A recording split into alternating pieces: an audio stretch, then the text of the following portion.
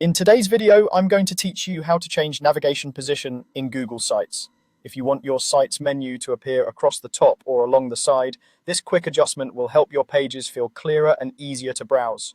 We'll walk through what the setting does, where to find it, and how to choose the option that best fits your content. First, open your site in Google Sites. Make sure you're in the editor for the site you want to update so you can see the header, pages, and layout as you make changes. You'll know you're in the right place when you can see the editing toolbar and your site canvas. Next, look to the top right of the editor and click the gear icon labeled Settings. This opens the site-wide settings panel.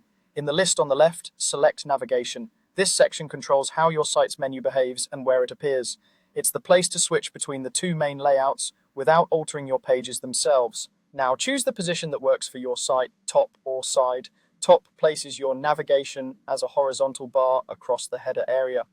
It's a familiar look that works well if you have just a few main pages or short page names, because items line up neatly and subpages appear as drop-down menus. Side puts your navigation in a left-hand panel that can show or collapse nested pages. This is a great choice if you have many sections, longer page titles, or deeper page hierarchies, since visitors can scan a structured list without items wrapping or hiding.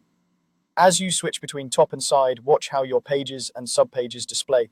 With top navigation, subpages typically appear in drop-downs, which keeps the header clean but may hide deeper items until someone hovers or clicks. With side navigation, people can expand sections to reveal everything at a glance. Consider how your audience prefers to browse. Quick, high-level links across the top, or a clear layered menu on the side. A few helpful notes as you decide. Navigation position applies across your entire site, so every page will follow the same menu style.